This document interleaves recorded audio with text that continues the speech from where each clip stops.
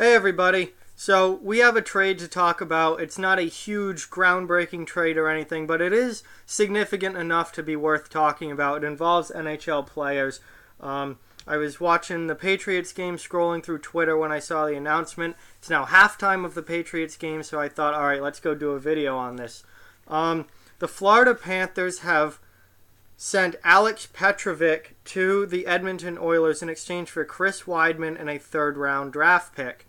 Now, this is a trade that I think makes sense for both sides, and let me explain and tell you why I think that.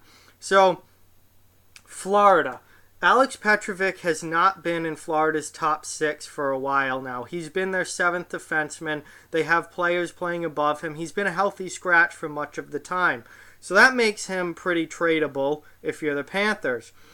Edmonton. Edmonton has injuries on the back end. They're struggling defensively. They're struggling as a team. They've lost 5 games in a row. They're losing ground in the standings. They need to make something happen here. Now, this isn't a trade that's going to save Edmonton's season or drastically change things, but I think it does make sense because if you're Edmonton, you're giving up a third-round pick and Chris Wideman, who really is a borderline NHL player, a depth defenseman, not somebody with a huge upside.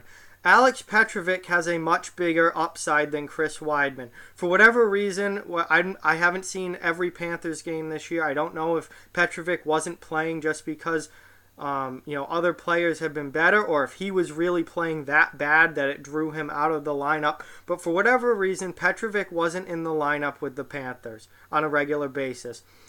But he's better than Chris Wideman. He has a higher upside than Chris Wideman. The Oilers are taking a chance here that a change will help Petrovic out, and he can at least be a solid bottom pair defenseman and stabilize things on the back end for the Oilers a little bit better than what they've had recently. For Florida, you lose Petrovic, who's your 7th defenseman this season, so you need a depth defenseman in return to take that spot. Chris Wideman is fine in that situation. He's a depth borderline NHL defenseman who can slot in as a number 7 or a number 8 and give you adequate production from that point in the lineup. So they replace Petrovic with a lesser player, but someone who does still fill that role adequately, and they get a third-round pick out of it. It's a conditional pick.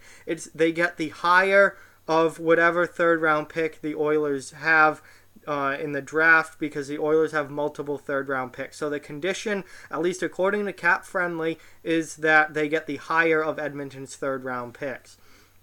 So if you're Florida, you give up Alex Petrovic, who's been a healthy scratch for you anyway. You get another healthy scratch. You get a healthy scratch defenseman in return, and a third-round draft pick. That is what makes sense for them. They replace the player and get a draft pick. If you're the Oilers, you are giving up a draft pick, which does hurt. But again, they have multiple third-round picks, so it's not a huge loss.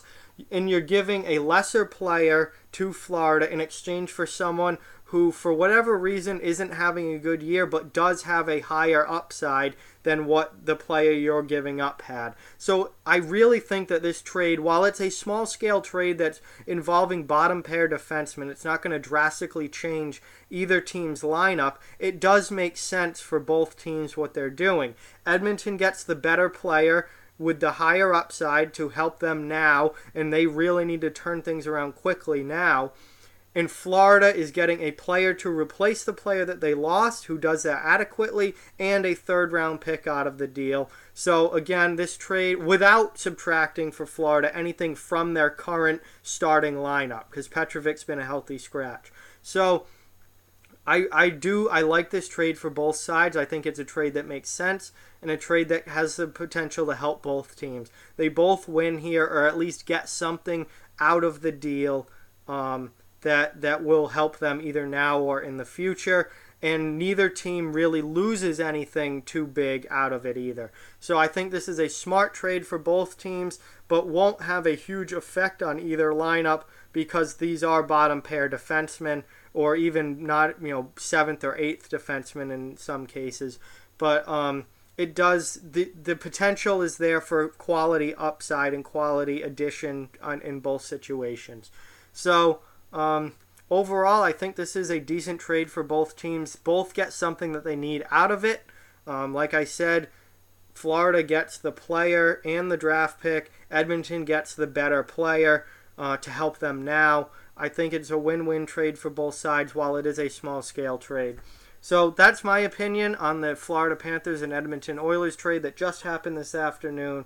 Thank you guys for watching. Let me know what you think down in the comments section below.